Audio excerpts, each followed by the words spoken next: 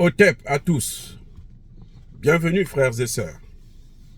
Le Kremlin a pris position. Le Kremlin a ouvertement pris position en faveur des militaires au Niger.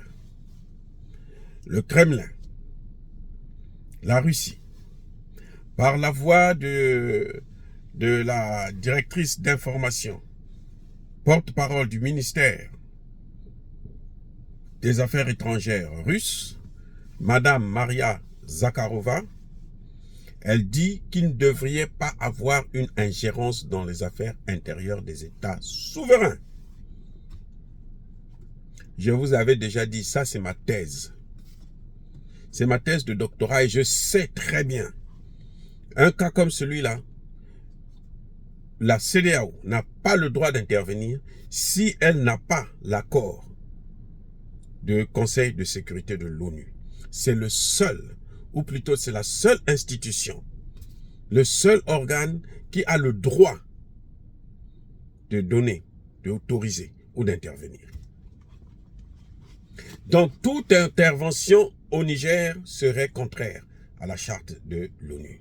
Et je suis surpris que les ministres des Affaires étrangères, béninois et sénégalais, ivoiriens et togolais, ils ne comprennent pas des choses aussi élémentaires.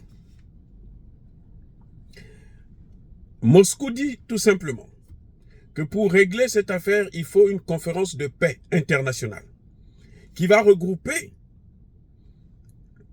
les militaires au pouvoir, la CEDEAO et la communauté internationale. Eh oui, sans Bazoum bien sûr. Donc le Kremlin dit qu'il faut s'asseoir autour d'une table pour négocier la sortie de crise. Ce n'est pas par la force qu'on peut régler une telle situation. Et le Kremlin a raison, a tout à fait raison. Surtout que si le drogué du Nigeria persiste et qu'ils envoient donc l'armée nigérienne et les autres voyous du Sénégal, Côte d'Ivoire, Bénin et autres, il sait très bien que c'est un précédent qui va coûter cher à l'Afrique. Ça va, je dis bien, coûter cher à l'Afrique. Pourquoi je dis ça? Ça veut dire que la prochaine fois, là, ils n'auront même plus besoin de la CEDEAO. Les Blancs eux-mêmes vont intervenir pour tuer qui ils veulent et puis prendre le pouvoir, gérer nos pays. À cause de la faute de certains qui passent leur temps à écouter ce que les Occidentaux leur demandent de faire. C'est un test qui est là. Si nous ouvrons nous-mêmes la porte aux ingérences dans nos affaires, mais ils vont s'ingérer dans toutes nos affaires. Surtout qu'ils ont plein de gens là-bas que eux ils financent. Qui sont prêts à, pour rien du tout, ils soulèvent un problème, ils prennent des armes, et puis eux ils vont dire, nous on vient pour régler le problème. Mais pourquoi les gens ne sont pas... la CEDEAO échoue. Et toujours. La CEDEAO échoue toujours parce que la CEDEAO est une CEDEAO des chefs d'État, pas une CEDEAO des peuples.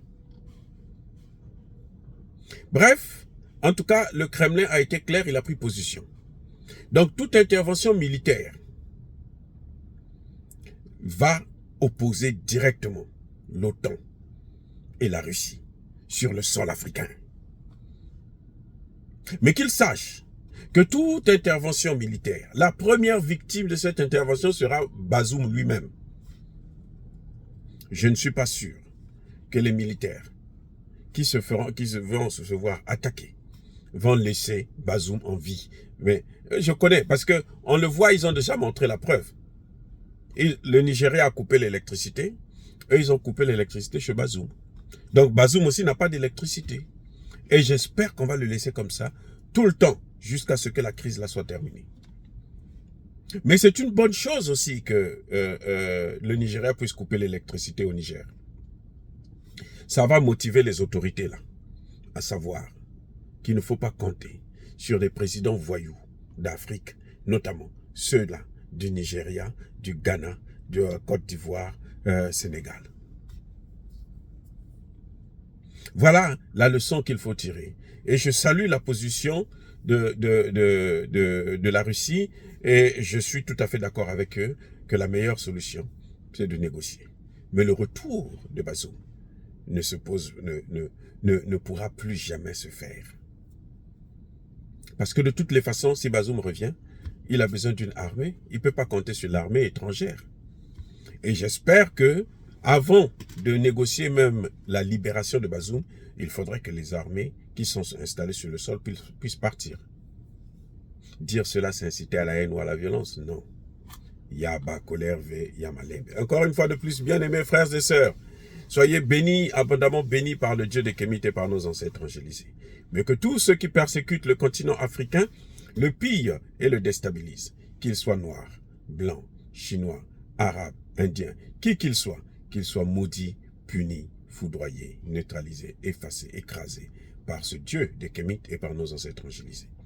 Vive l'Afrique éternelle. J'ai dit, hey, j'assume.